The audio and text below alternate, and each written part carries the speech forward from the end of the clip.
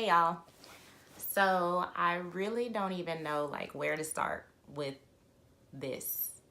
Um this is not what I intended uh this page to be for, but it is definitely something that I um feel is very very very important. So I guess I'll just kind of start with me. Hey, I'm Molly. I was diagnosed with borderline personality disorder when I was 24 years old. Now, I never had heard of it. Well, actually, I did.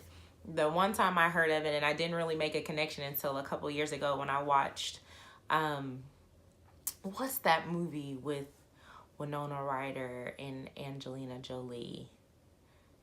Girl Interrupted. So apparently, Winona Ryder also, her character had borderline personality disorder. But for me, just kind of a little bit about my journey. I think for me, I kind of, even before my diagnosis, kind of always had anxiety issues. Um, but as a kid, you don't really know that that's what it is. And then as a parent, I don't think a lot of parents know that that's what their kids are experiencing unless they themselves have also experienced some form of mental health issue. And then you just pray that if that is the case, you just pray that your child doesn't have those same struggles. But for me, just going back into my history without getting into a whole lot of detail, because I'm going to save this topic for another taboo video. When I was 4 years old, I had a family member that began to molest me. And I think that's kind of what triggered my anxiety and kind of started me on this roller coaster. That's the furthest back that I can remember actually feeling really like I'm dying. But when you're 4, you don't really know that, oh, I'm dying. You just feel like you have no control. But then when you're 4, I mean, who really has a lot of control when they're 4 years old? I think the biggest issue that I personally experienced was somewhere after my 3rd suicide attempt. I reached out to my family members and I reached out to friends, and I didn't necessarily say, hey, I tried to kill myself. It was more so, yeah, I am on these medications. I'm doing intensive outpatient therapy, and a lot of my family and friends were just like, oh, don't let them white folks put you on medication. Ain't nothing wrong with you. You just need to pray, or, this, that, and the other. And while I think prayer and meditation is extremely important if you are a spiritual person, even if you're not spiritual, I think meditation is really good for people who struggle with anxiety. And it just kind of got swept under the rug. And like there was something in me that was making me feel this way. Like I was choosing to be sad. And it was one of the loneliest parts of my life, because I didn't have anybody that looked like me that either had experienced what I was experiencing. Sorry. Oh, I hope my lashes don't fall off because I really wasn't planning on crying. But it was one of my darkest moments, obviously. But I didn't feel like I had anybody who looked like me experiencing what I was feeling. I didn't really feel like anybody empathized with. I didn't want anybody to feel sorry for me, but I just wanted to somebody that say, hey, I get that. I've been there. I understand that. And I didn't really feel like I had anywhere that I could turn. And so, not going like into a whole lot of detail, I had attempted suicide on 3 different occasions. But by the point I was going through this therapy, I was like, okay, I mean, there's no point, because it was scary, because I just felt like I don't want to be the person who puts a gun to my head and then I come back to this life stuck in a wheelchair or jump off a building and like it not work. So for me, I had an anxiety about committing suicide, but then living through it as a form of some sort of twisted punishment. So my choice was always, I'm going to just empty a bottle of pills into my body. And I think the first time that I did that, I was just shy of my 13th birthday. The second time was my junior year in high school. And the third time, I was 21 years old. And each time I woke up. The last time I ended up in the hospital and I had to drink this disgusting stuff because the hospital wasn't super concerned, I guess, with me taking a bunch of a leave or whatever. I just remember waking up and the nurse like shoving this stuff in my mouth, and then I immediately just started throwing up, basically. But I was responsive enough that I didn't have to have my stomach pumped, but I just felt like each time that it happened and I woke up the next day, the first time I went to school, I was out of it, but I went to school. The second time, the same thing, completely out of it and groggy and could barely function, but I was there. And I probably said hi to you. If you know me or knew me then, I probably said hi. I probably maybe smiled. But I just kept functioning. And I remember after the third time thinking, okay, God, why do you want me here? Like, I'm just getting on everybody's nerves. Nobody really wants me here. So, like, what is the point? And it wasn't until today that I think that I really realized what the point God is making to me is. And in no way am I perfect. Let me just rewind. I still struggle with anxiety almost every single day of my life. I'm not in a state of depression right now, thank God, and I'm going to manifest that I will not be anytime soon, but I think that the reason that I'm here is because I'm so open with my story. And I just want to say personally, I know it wasn't a whole lot, but I'm thankful for everybody who shared my post, because I ended up getting strangers reach out to me in my inbox. And if I haven't gotten to you just yet, I am coming. I have not forgotten about you. I see you. But it's been kind of overwhelming because I felt like I was by myself and that nobody could possibly understand what I was going through. And really, if you've never had depression or anxiety, or you've never been on the verge of suicide, you are blessed. And please do not look down on people who struggle with mental health. It's definitely not a choice. What is a choice is what you do with that energy. And sometimes it's really, really hard to decide. Like, there are some days where, even now, I don't want to just do like normal things. And everybody's like, I would have never guessed. You're always so happy. Do you know like how hard it is to always put on a brave face? And I think back to like Robin Williams.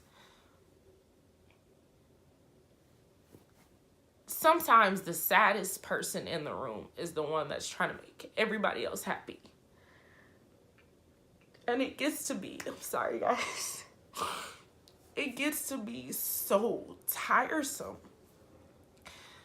So, you know, you think people have everything going for them, but when you just feel like that emptiness, it's a scary feeling. But the outpour that I got from my one post, it was comfort for me. Like, I'm not alone in this. There's a lot of us that need to lean on somebody. And I just want to say thank you guys so much, like, for even being open to the conversation, because for a long time, the Black and brown community, I don't really know about Asians. I don't know a lot of Asians, but I know in the African American and the Hispanic community, we have a bad habit of acting like this isn't a real thing. That is just, it's made up. And I see our kids dying, and I see our young adults dying, and I see adults taking their lives, and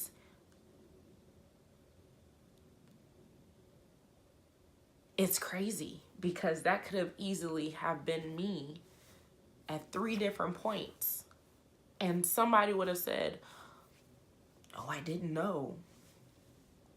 But after watching 13 Reasons Why, I had hundreds of reasons why. Like, there was always something. The biggest reason why was just me, just my brain. The thing about having borderline personality disorder is it's like your brain is on a constant roller coaster. You go from thinking really highly of yourself 1 minute and everything is within reach. All of the goals and dreams and stuff that you want to accomplish, it's like it's right there and you're so motivated to get it done. And then for whatever reason, the next minute it's kind of like you're super low and you don't see yourself like that. Or, you know, even when it comes to your relationships, our relationships tend to be pretty toxic. And I thank God for my husband because he's dealt with some shit. And I'm so thankful for him for sticking out this journey with me, because when I'm having like a manic episode, I black out and I have no clue what's going on. I'm thankful that it's been a year and some change since I've had an episode. It's also been a year and some for any anxiety and antidepressant medicines. And also, I used to medicate with marijuana because my antidepressant medicines were garbage. Like, they just didn't respond well with me. I always had an adverse reaction on those medications. But like I said, I felt like I had 13 reasons plus why I should not be here. And every single time, God hits me with one more reason why I need to be here. And I feel very blessed And sometimes I don't feel worthy, but I am. I'm worth it. I'm awesome. Like, I'm a good listener. I'm funny. And I'm not saying that to be um, to be boastful. I'm just saying, like, these are the things that I tell myself to keep me going.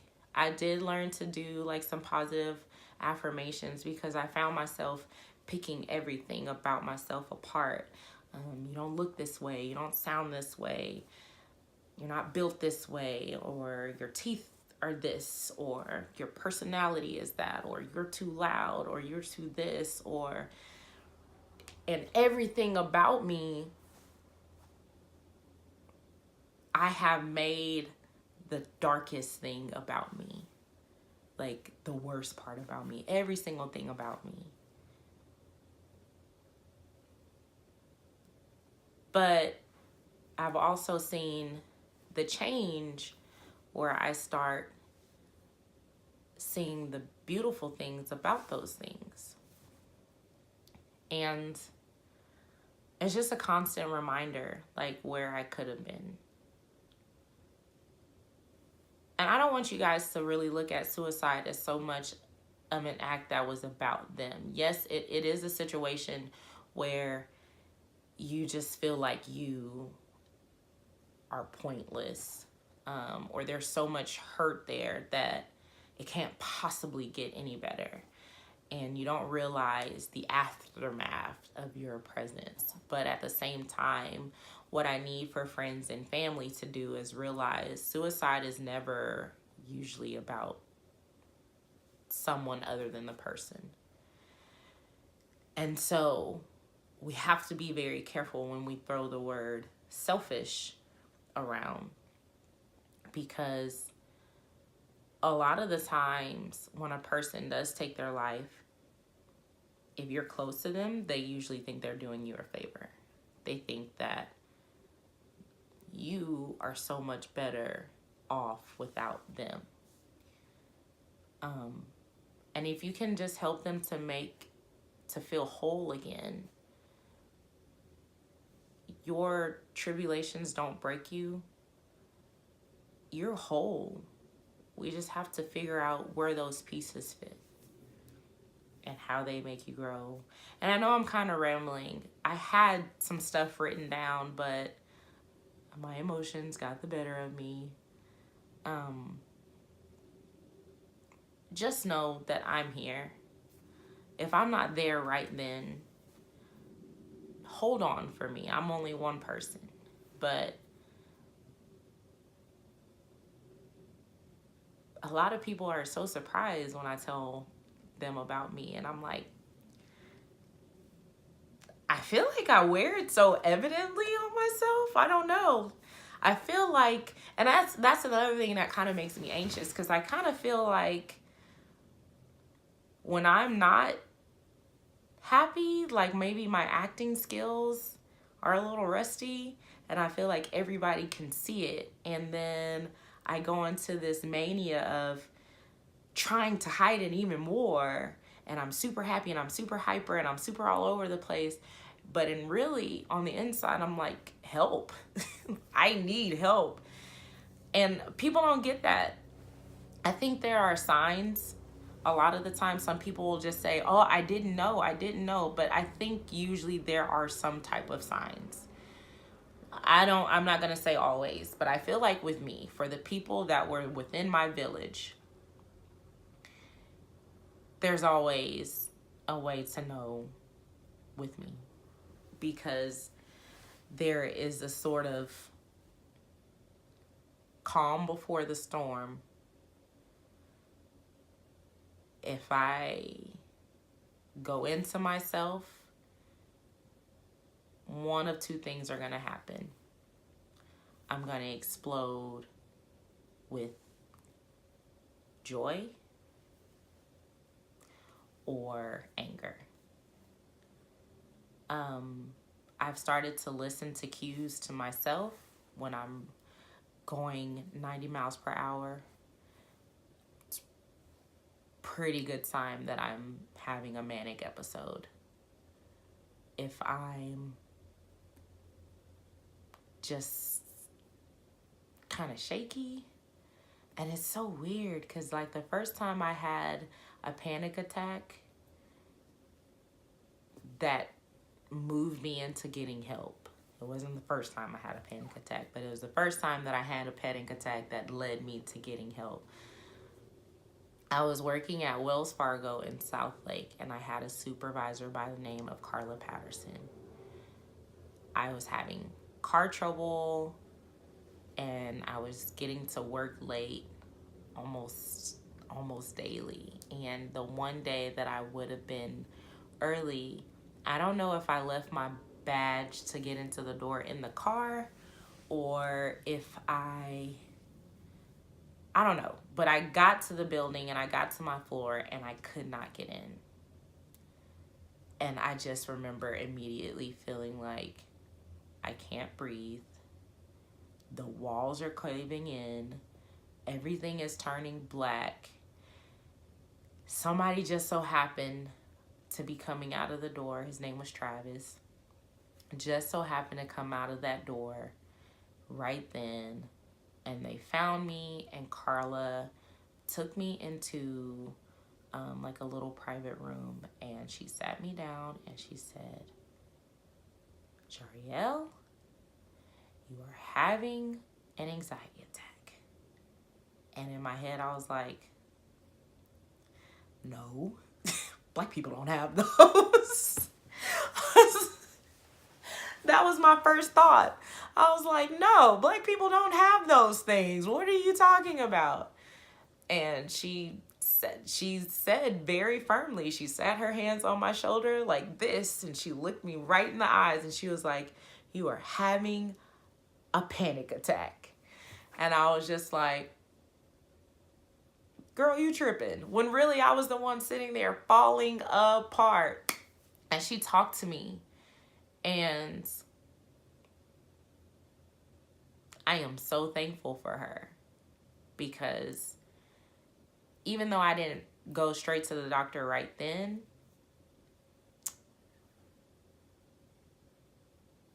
it led there. And I had to come to terms with a lot of issues that I was fighting. And that's the next thing. Like, the one thing that I'm learning about having anxiety and depression, and there's not always, I mean, sometimes you're going to have cases where it is just a chemical imbalance. But in my case, there was some demons that I hadn't dealt with. There's a lot of hurt. And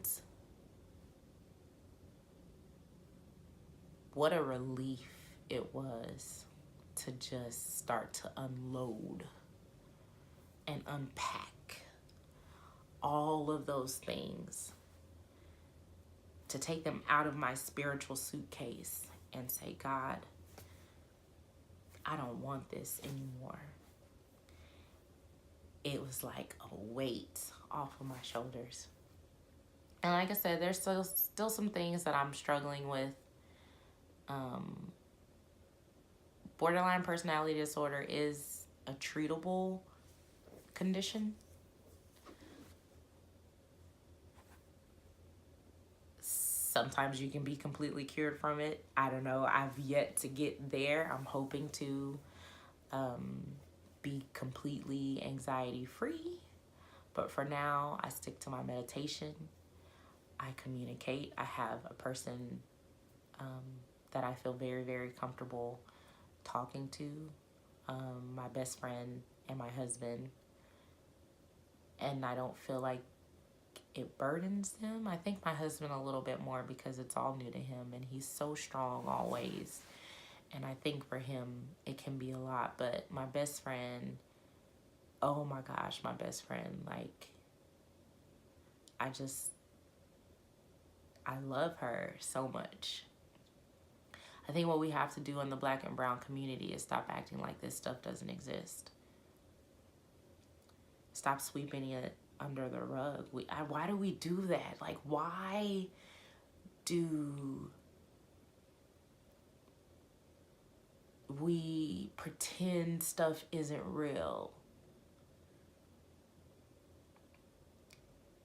We do that, I find, with molestation by family members. Like, we just act like it's okay and it's not okay. Or we act like something is wrong with this person because they feel bad on the inside. If you can talk to somebody when you're having like lung issues, like, right, you would go to a pulmonologist. If you were having issues with your lung, you would go to a lung doctor.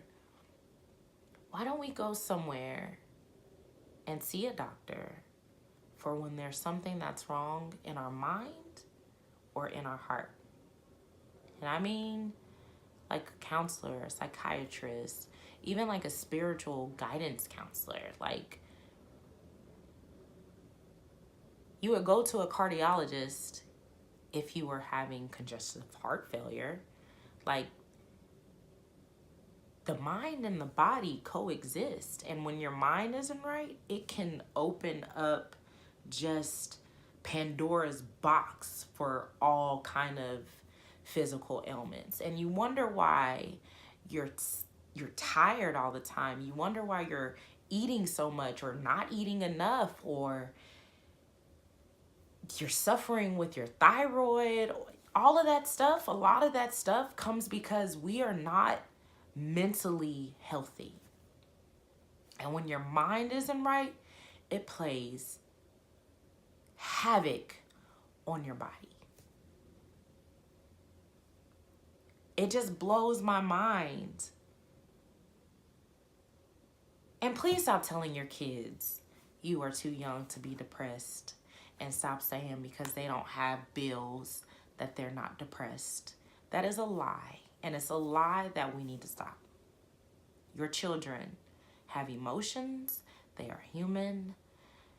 They know what they're feeling. They may not know why they're feeling it, but if you don't want to be that parent that finds your child hanging in her closet, then you need to be that parent that doesn't yell at them every time they come at you with an issue or have questions about things. A little boy down the street from me, well, not little, he's 19 years old, shot himself in his head in his parents' home.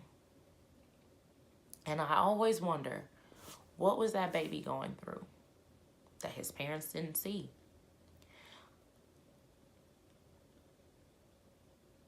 Anyway, I gotta go tend to my baby. I really just wanted to start the conversation. I don't know, I'm kind of thinking I kind of want to do something with this, like have like a panel or something. I do have that on my vision board actually, but I don't know. Thank you guys for being open-hearted and open-minded. Please reach out to me if you don't feel like you have anybody else. I can't fix everything, but if anything, I can listen. And just wait. And if you are thinking about ending your life, please, please, please reach out to somebody that you love, or the suicide hotline. Me, if I'm asleep, I'm so sorry, but please, please, you know, I'm here. Just know that I'm getting to you guys. I literally had like 12 messages, and I was just like, okay. But I'm glad that you guys trust me enough. And I'm sorry I'm kind of awkward with this. I'm in my prayer room, by the way. This is technically my guest bedroom. When I tidy it up, I'll give you guys a tour, but I like to be here. It's my safe place. Got a couple of prayer boxes and stuff. I'll give you all a tour of all that later, but thank you guys for watching, and stay tuned for some other stuff. We'll have some happy conversations and some stuff too. So, good night, guys.